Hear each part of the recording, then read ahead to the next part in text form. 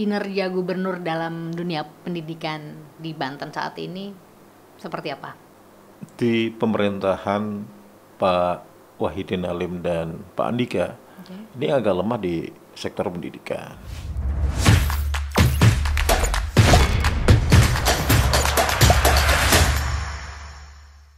Wakil Ketua DPRD Provinsi Banten yang juga koordinator Komisi 5, Muhammad Nawa Said Dimyati. Ya, Mbak Anya. Ane. Oh, Ane. Ya. Diganti. Tadi Anya sekarang Ane.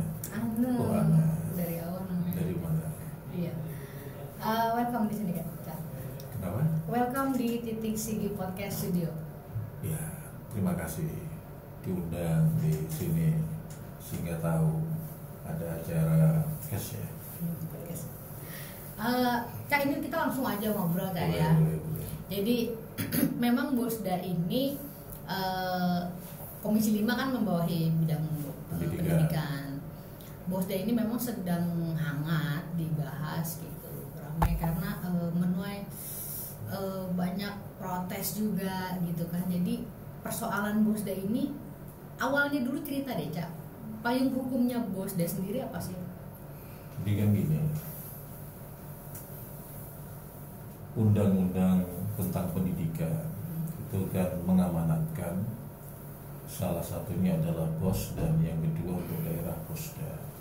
Nah, Bosda ini kan sesuai tingkatannya. Kalau pendidikan dasar SD SMP itu di kabupaten kota, sedangkan untuk SLTA, SMU maupun SMK itu adanya di pemerintahan provinsi. Nah, ini adalah mandatori, wajib bagi pemerintah daerah untuk alokasikan anggaran pendidikan yang disebut dengan bantuan operasional sekolah daerah. Payung hukumnya Bosda? Payung hukumnya Bosda itu tadi undang-undang nomornya aku agak lupa ya. Tetapi undang-undang tentang sistem pendidikan nasional. Sistem pendidikan nasional. Sistem pendidikan nasional. Kalau nggak salah nomor 2 ya. Nah, yang kemudian ini dari tahun 2018 kan ya ada Pergub nomor 31. Pergub nomor 31 tahun 2018 yang sudah berjalan 2 tahun nih, Cak. Di Pergub ini kita cerita dulu aja backgroundnya ya, Cak ya. Di Pergub ini ada 14 item yang harusnya diakomodir oleh pemerintah daerah karena ada target-target untuk dunia pendidikan di Banten. Dan kemudian protesnya awal karena memang dari 14 item ini hanya 2 yang diakomodir.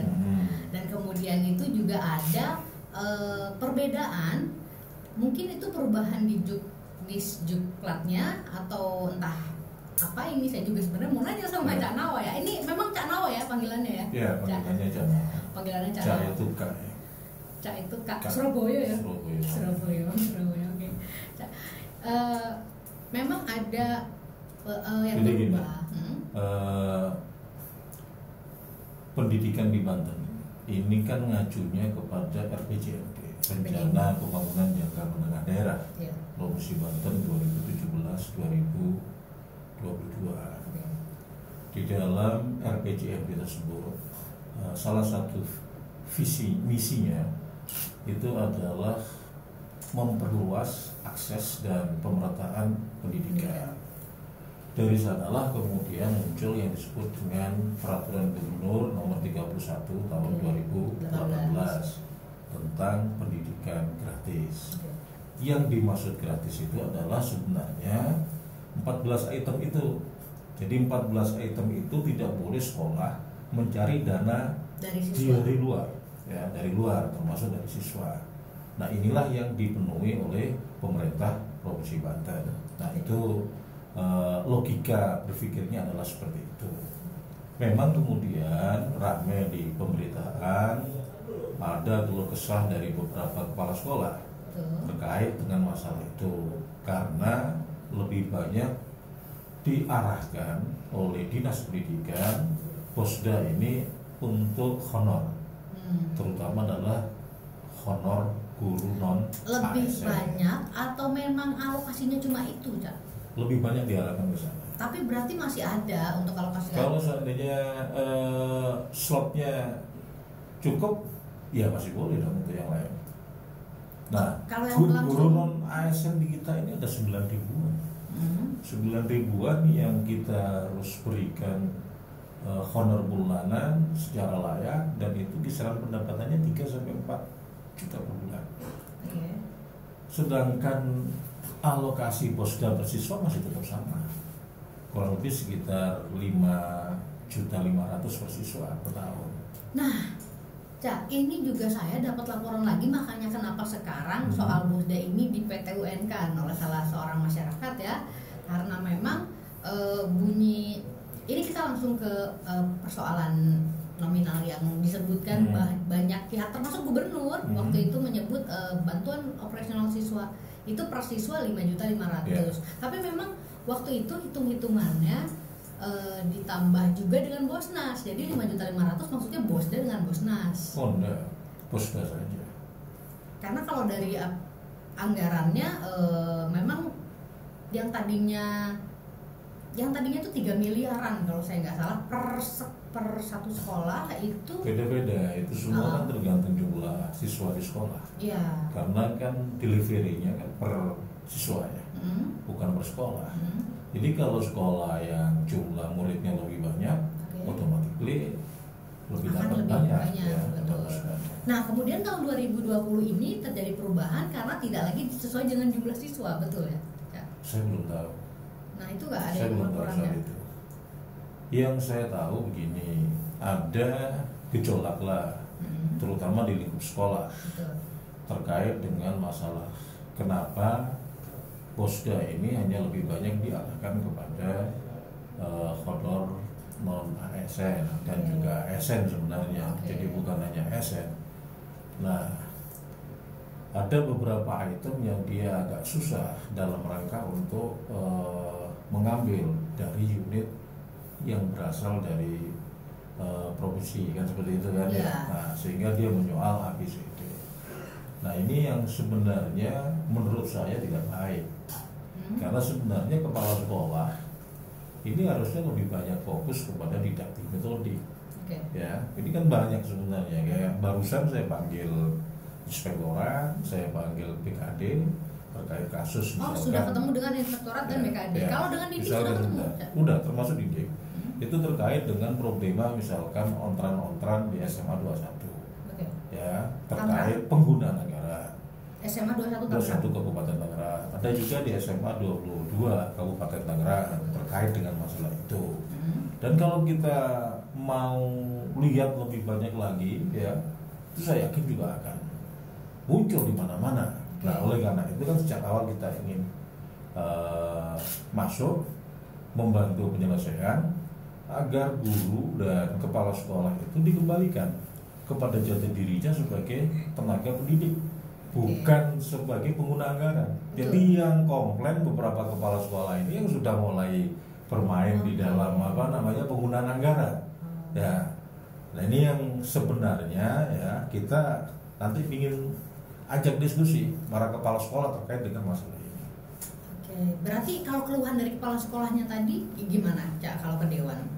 Belum ada keluhan kepala sekolah satupun, belum pernah ada. Justru dari pihak sekolah belum ada yang datang ke Dewan. Belum ada.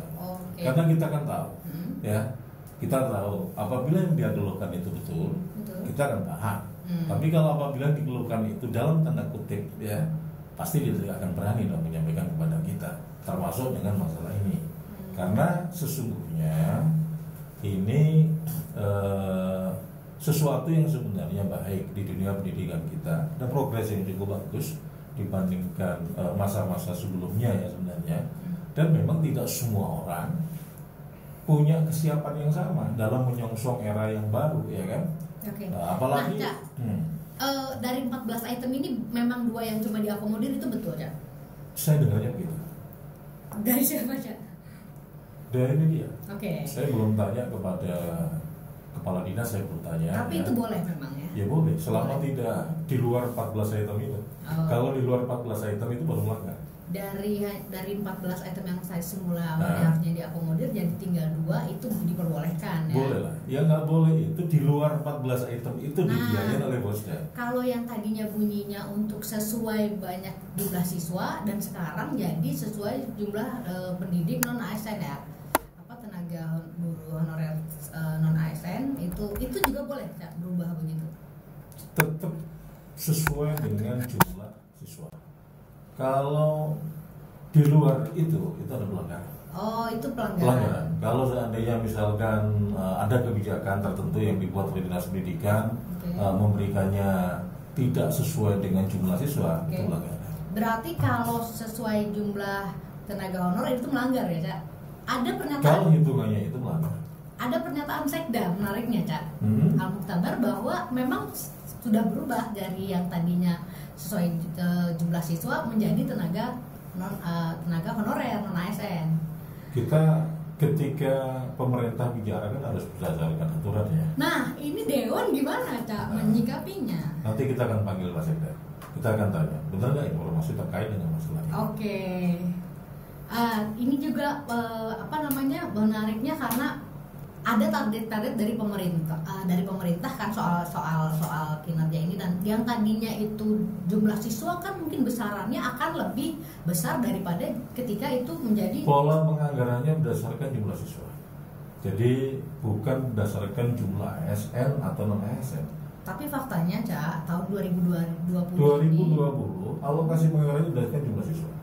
Jadi ketika nanti ada perubahan seperti yang saya dengar ya, kita akan bertanyakan kepada SPT.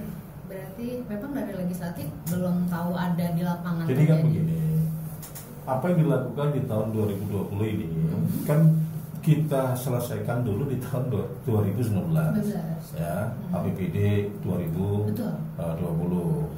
Di APBD 2020 ini memang ada tsunami karena kita terkena pandemi COVID-19. Di dalam pandemi COVID-19, pemerintah daerah lebih banyak mengacu kepada Undang-Undang Nomor 2 tahun 2020 ya, yang sebelumnya adalah Perpu 1 tahun 2020 terkait dengan masalah COVID. Sehingga pemerintah daerah baik itu kabupaten, kota dan provinsi itu bisa melakukan refocusing anggaran. Ya, tanpa meminta persetujuan dari lembaga DPRD. Ya, nah di provinsi Banten itu refocusing terjadi 3 kali. Kita tahu angkanya, cuma kita tidak tahu detailnya itu untuk seperti apa, kita belum tahu. Nah, oleh karena itu kemarin jelang percepatan KUA PPAS yang kita juga udah sepakatin dengan pemerintah provinsi, memang ada penurunan. Jadi yang target pendapatan sebelumnya itu di angka 12 triliunan, kemudian kita tinggal 10 triliunan target COVID. Nah, ini sebentar dulu. Nah, terkait dengan alokasi BOS, apakah itu juga termasuk ada yang refocusing atau tidak, yang saya belum tahu. Nah, ini nanti kita akan coba cari tahu. Ya kan? Jadi kita ketika Sekda bilang, oh kita tidak berdasarkan jumlah siswa, tetapi kita alokasikan hanya untuk guru non ASN, untuk honor ya, berdasarkan itu yang kita berikan. Saya yakin keterangan dari beliau ini berdasarkan refocusing yang mereka lakukan. Ya, yang DPRD tidak terlibat dalam proses itu. Persoalannya adalah begini Cak, kalau memang Pemprov mengakomodir hanya 2 item dan juga berubah sasaran target BOSJA yang tadinya hitungannya per siswa menjadi per guru honorer, ini dilakukan di masa pandemi, tapi masalahnya pada juknisnya itu sebelum 2020 juknisnya saya belum tahu. Yang saya tahu itu cuma Pergub 31 ya. Itu sudah pernah dicairkan soalnya kan Cak. Jadi awal 2020 pada Desember itu sudah per siswa, sudah per guru honorer. 2020 itu belum Desember loh kita. Sekarang kita baru di bulan Juli loh. Ya, tapi sudah ada draftnya Cak. Desember itu sudah ada draft perubahan, cuma ada 2 item yang disetujui dan nanti kita cek siswa. Nah, maksud saya Dewan kenapa bisa kebobolan sih istilahnya? Dan kalau yang dia lakukan itu adalah pada masa pandemi, melakukan refocusing anggarannya sesuai dengan undang-undang yang dibuat oleh pemerintah pusat, kita kan nggak bisa apa-apa. Karena memang kita tidak terlibat dalam proses alokasi anggaran. Kalau Pemprov mengalokasikan itu sesuai pandemi, yang pandeminya aja belum ada, Cak. Enggak, Maret, kalau kan? 2019 ya, kalau kita ketok APBD 2020 yang kita lakukan di 2019, Desember 2019, itu semua masih alokasinya per siswa, tidak per guru sejak honorer. 2020 Ya, jadi APBD murni 2020 itu bersiswa. masih bersiswa. Bersiswa.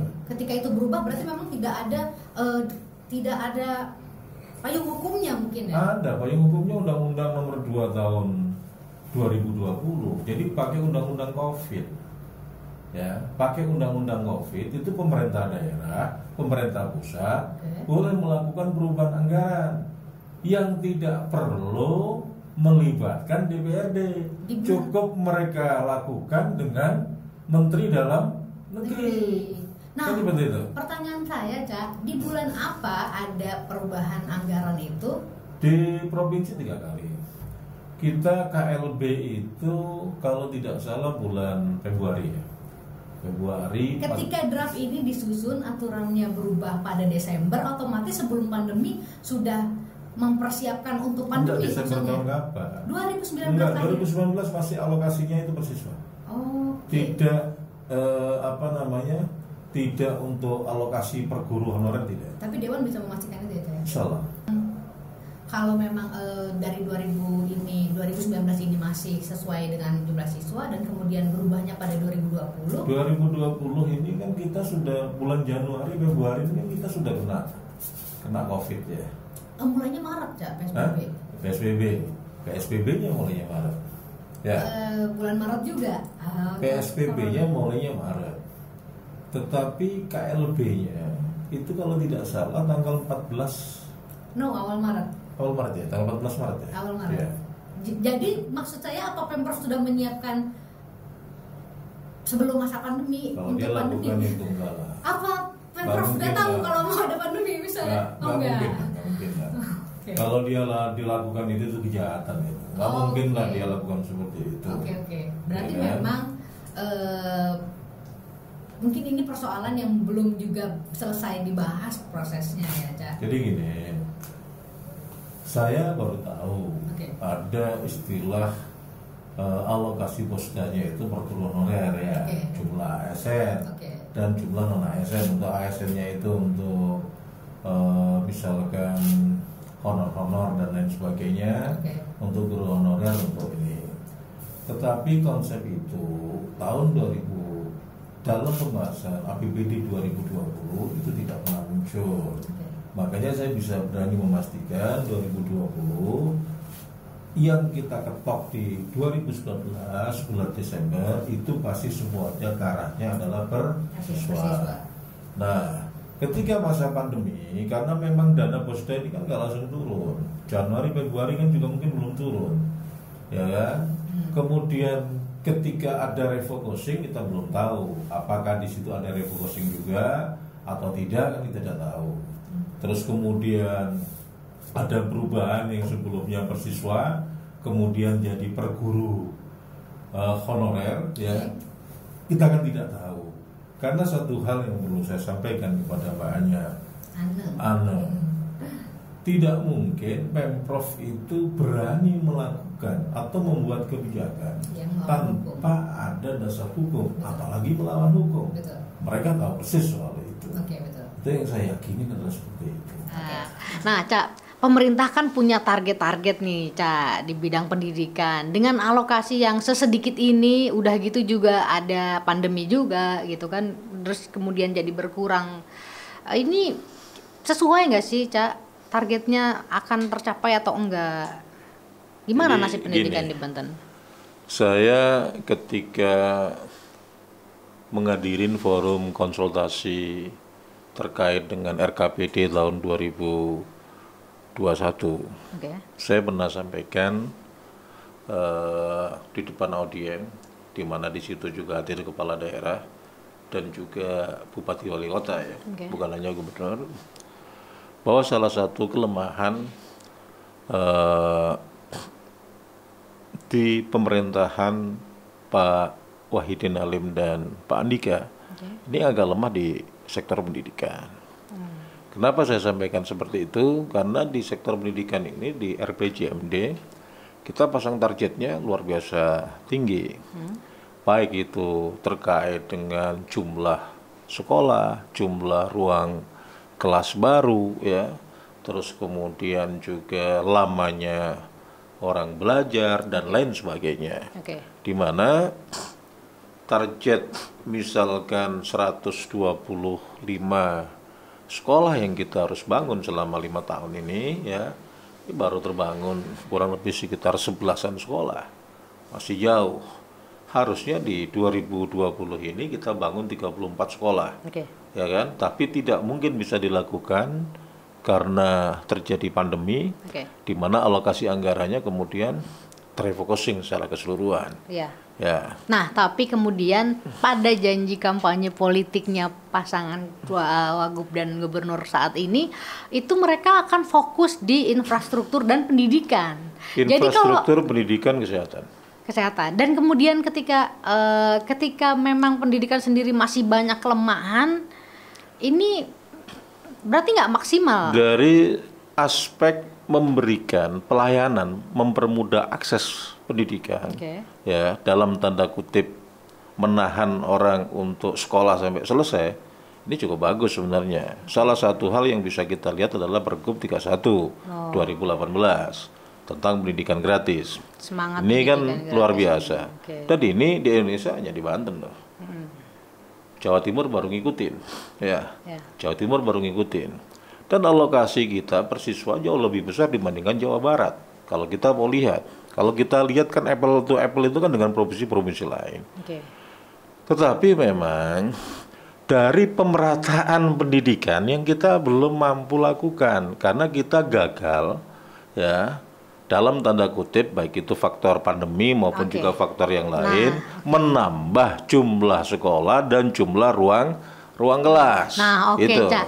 Tapi di sini ya, Cak Nawa itu berdiri sebagai anggota dewan. Saya anggota DPRD yang harus menyampaikan berbagai macam persoalan dari aspek yang saya ketahui. Setelah tahu bahwa janji kampanye gubernur dan wakil gubernur ini nggak sesuai. Bukan janji gubernur dan wakil gubernur, janji gubernur wakil gubernur itu pada saat kampanye. Iya betul. Karena setelah kampanye itu selesai, dia menang, tugas DPRD untuk menagih janji itu, di mana janji itu harus tertuang di dalam sebuah produk hukum yang disebut dengan perda.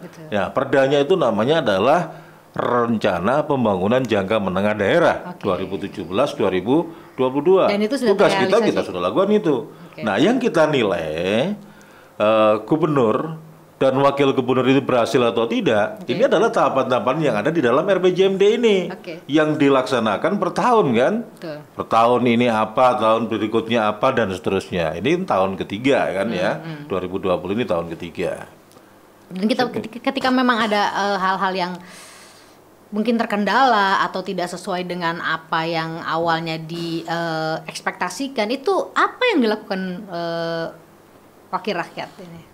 Salah satunya misalkan begini, kita ini tugasnya kan ada 3. Yang pertama adalah tugas membuat peraturan perundang-undangan atau legislasi. Yang kedua melakukan pengawasan.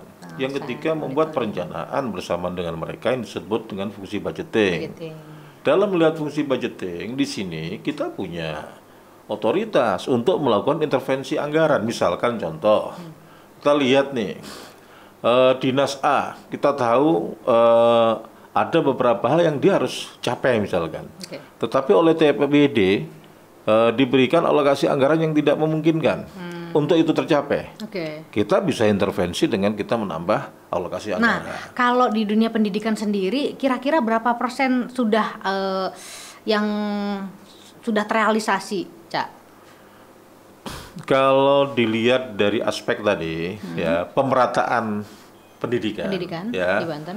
Yang kita ukur dari infrastruktur bangunan yang terbangun ya, dari jumlah sekolah, dari jumlah ruang kelas ya, ini memang baru kurang lebih sekitar 40%-an lah yang mereka bisa lakukan. Tetapi kalau dari sisi memberikan akses atau kemudahan masyarakat dalam melakukan pendidikan, ini kan sudah cukup bagus dengan pendidikan gratis ya, dengan Pergub 31 tadi itu sudah cukup bagus dari sisi itu. Tetapi dari sisi yang lainnya kurang. Terus yang ketiga, dari sisi memberikan pemahaman kepada guru misalkan, terutama kepala sekolah dan bendahara sekolah. Terkait kalau dulu mereka pure tenaga pendidik, sekarang kan mereka juga merangkap sebagai pengguna anggaran. Ya kan? Betul. Nah, ini yang PR besar. Ya, kita akan nanti bahas ini, Cak. Saya mau nanya dulu soal pemerataan. Kalau di Banten ini, kalau tadi Cak Nawang ngomong soal pemerataan yang masih belum maksimal, memang daerah-daerah mana yang kira-kira masih sangat butuh untuk diperhatikan dalam pendidikan di Indonesia? Jadi gini, contoh, misalkan saya nggak mau jauh-jauh. Saya tinggal di Pasar Kemis. Pasar Kemis itu jumlah penduduknya itu hampir sama dengan Kota Cilegon. SMA cuma 1. Artinya dengan sistem zonasi yang dibuat oleh kementerian dan lain sebagainya itu, ya, untuk mendapatkan akses pendidikan di wilayahnya ini kan sulit, ya. Berarti memang yang dimaksud adalah pemerataan. Jadi harus ada tambahan bangunan sekolah, baik itu SMA maupun SMK, ya kan, yang mudah diakses oleh masyarakat. Lah kalau cuma 1 mau nggak mau harus kayak fasilitas pendidikan, ya kan, mau nggak mau kan harus ke swasta. Swasta ini kan terkait dengan orang tua, kemampuan orang tua, ya kan. Kalau orang tuanya cukup ekonominya, no problem. Tapi kalau orang tuanya ekonominya, ya masalah. Lah kalau ekonominya masalah, kalau kayak di wilayah saya misalkan, saya itu punya organisasi namanya BKU, Badan Kesejahteraan Umat, itu memang kita salah satu fokusnya di dunia pendidikan. Jadi di prinsip kami, warga di tempat kami itu, tidak boleh ada anak yang tidak sekolah, anak usia sekolah tidak sekolah nggak boleh. Jadi ketika ada anak usia sekolah tidak sekolah karena memang orang tuanya lagi mengalami kesulitan ekonomi, itu ditanggung renteng oleh masyarakat untuk mensekolahkan mereka. Dan sudah ratusan orang yang lulus dari situ. Ya, kalau di daerah-daerah juga mungkin selain fasilitas pendidikan, akses untuk kebetulan kemarin pandemi yang harus mereka sekolah daring, ini ada bantuan pendidikan untuk kuota persiswa juga, ya, Cak? Saya pernah ngomong sejak awal pada dinas, itu tolong diperhatikan. Perlu guru, karena banyak guru non-ASN ya, dibantu kuota internet. Juga siswa-siswanya juga dibantu dengan kuota internet. Beliau sampaikan sudah ada surat edaran dari Mendikbud. Saya bilang surat edaran nggak bisa dipakai jadi dasar hukum, saya bilang. Nah ini kan masalahnya kan juga dari atasnya sudah ada atau enggak. Kalau cuma berbekal surat edaran, ya nanti APH masuk, Pak. Nah, repot itu. Nah dari 14 item ini kan ada untuk internet, tapi untuk sekolah, Cak. Kalau untuk siswa ini dianggarkan boleh dari Bosda? Ya kenapa tidak, kan itu untuk sekolah kan. Kalau item yang 14 ini tidak ada, katanya kalau nggak boleh dari, maksudnya di luar penyimpangan, ada, tapi internet untuk sekolah. Ya internet sekolah kan bisa untuk siswa pakai internet untuk sekolah kan bisa. Oh boleh berarti. Bukan berarti kan pasang wifi di sekolah kan, bukan kan? Ya kalau di sini memang di item-item ini di Pergub sih yang saya baca itu untuk sekolah. Tapi untuk kuota siswa memang tidak ada bunyinya. Ya tapi memang kalau tidak ada karena memang tidak sejak awal memang tidak ada kita berpikir untuk ada belajar secara daring kan. Tapi memang kalau ketika itu nanti dirumuskan boleh, Cak. Saya mendesak harus untuk dibantu. Diubah, berarti Pergub ini berubah ya? Saya pikir tetap dengan Pergub ini bisa. Nggak perlu ini dirubah. Tapi karena yang pertama ada surat edaran dari kementerian, terus yang kedua di sini juga sudah ada untuk internet sekolah, ya kan? Internet sekolah itulah yang kita terjemahkan. Salah satunya adalah bantuan untuk kuota untuk siswa. Tapi memang Pemprov ada uangnya, Cak? Ya, kalau kita lihat kan begini, Pemprov ini kan terkoreksi anggaran itu kan hampir 3,7 3 triliun. triliun. 3,7. Ya, 3,7 triliun. Terkoreksi yang pertama itu adalah dari target pendapatan yang kita buat di APBD 2020 itu kemudian berubah dari 12 sekian, berubahnya atau berkurangnya itu 2,2 triliun. Terus yang kedua, ada sesuatu yang mau tidak mau kita harus selamatkan, yaitu Bank Banten. Nah, di Bank Banten ini kita berikan 1,551 triliun. Ya. Berarti kan sudah 3,7-an dari angka 10 triliun. Berarti tinggal berapa? 6,5. 6,3 triliun. 6,3 triliun itulah yang kita pakai dalam rangka untuk penyelenggaraan pemerintahan, termasuk di dalamnya di dunia pendidikan sampai dengan akhir tahun 2020. Oke, tapi berarti ini maksudnya anggarannya cukup mungkin di Pemprov? Anggaran kita cukup memprihatinkan seperti wilayah-wilayah lain. Karena tadi koreksi 3,7 triliun. Ya. Dari APBD kita 12 triliun. Tapi kalau nanti kemudian ada perubahan dan mengajukan untuk kuota siswa, kira-kira ya kan dari ini saya sejak awal itu kan minta bahwa kalau kaitan dengan Posda itu kan harus nggak boleh dikurang-kurang. Ya, refocusing yang lain boleh lah. Yang lain misalkan kita mau bangun apa kita tunda dulu nggak ada masalah lah. Tetapi kalau bisa kita tunda. Tetapi kalau untuk kecerdasan, untuk pendidikan ya nggak boleh ditunda-tunda. Jadi jangan sampai diambil itu anggaran Posda. Nah, tinggal dialokasikan kan di situ. Kalau yang sebelumnya mungkin perintahnya cuma 2, ya perintahnya 3 atau 4 kan mungkin bisa. Nah, tadi sekolah sebagai pengelola anggaran juga ini menjadi kendala ya, Ca, dalam dunia pendidikan saat ini. Karena memang yang tadinya bisa fokus aja untuk ngurusin siswa gitu. Kemudian sekolah sekarang harus juga ngurusin uang gitu. Membagi-bagi dan mengatur-atur. Ini efektif nggak sih, Ca, sebenarnya? Harusnya gimana sih kalau sebenarnya kalau SDM-nya cukup sih no problem ya. Cuma kan SDM-nya kan juga nggak begitu bagus. Ya. Ini kan pengguna anggarannya ini kan kepala sekolah dibantu oleh bendahara sekolah. Nah, ketika kepala sekolah itu tidak punya pengalaman dalam pengelolaan anggaran, terus kemudian bendahara sekolahnya pun juga diambil dari guru yang juga tidak punya pengalaman di bidang itu. Saya yakin administrasinya pasti kacau balau. Jadi idealnya menurut Cak Nawa gimana? Idealnya bagi saya ya gunakan TU ya. TU itu lebih punya punya kemampuan untuk lakukan itu. Silakan kepala sekolahnya kuasa pengguna anggaran, tetapi ininya TU. Pengguna anggarannya TU. Akan ada sikap Dewan untuk ke arah situ? Tadi udah saya sampaikan. Tadi saya udah sampaikan kepada Kepala BKD dan Kepala Inspektorat. Sudah dipanggil Inspektorat Dinas Pendidikan untuk pelajaran itu.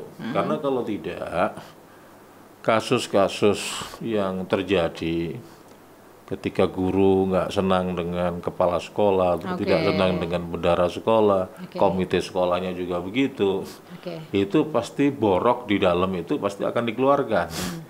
Nah, ketika dikeluarkan kan repot. Ini kan potret, pendidikan itu kan potret. Ada istilah guru kencing berdiri, murid kencing berlari. Nah, apakah sistem seperti sekarang ini pencairan Posda dan bantuan ini menciptakan peluang-peluang untuk terjadinya korupsi dan penyalahgunaan itu selalu ada. Ya, peluang untuk menyalahgunakan kekuasaan itu selalu ada. Nah, itulah yang saya bilang. Guru itu kan kalau Mbak Ana kan pernah di Surabaya. Harus iso digugulan ditiru ya. Atau dalam istilah lain, guru itu bukan hanya sekedar mentransfer knowledge, ilmu pengetahuan, tetapi dia juga harus mentransfer nilai-nilai keluhuran atau nilai akhlak. Nah, kalau diberikan tugas yang lain yang jurus-jurus kepada kepada masalah-masalah yang bisa memunculkan ya, memunculkan peluang-peluang dia melakukan hal yang salah. Saya yakin murid-murid kita ini akan pandai berlari gitu kan ya, tetapi dalam konotasi yang tidak baik gitu kan. Ya. Jadi kalau terakhir nih Cak ya, karena memang juga Cak Nawa ini adalah anggota dewan yang dari partai pengusung gubernur saat ini. Menurut Cak Nawa, kinerja gubernur dalam dunia pendidikan di Banten saat ini seperti apa? Ini repot nih kalau disuruh nilai gubernur ya, karena kan penilaian itu kan nggak boleh personal kan, penilaian itu secara keseluruhan. Komitmen Pak Gubernur terkait dengan meningkatkan kualitas sumber daya manusia di Provinsi Banten cukup bagus. Meskipun ya dalam mewujudkan rentetan target-target di bidang pendidikan, khususnya adalah terkait dengan infrastruktur sehingga terjadi pemerataan. Kalau di dunia pendidikan itu, aja ya kan? Itu tadi saya bilang. Ya, itu memang kurang menurut saya. Angkanya masih di bawah 50. Tetapi kalau komitmen untuk dunia pendidikan, masyarakat SDM cukup bagus, itu udah 90. Buktinya Pergub 31 2018. Terima kasih, Cak. Terima kasih.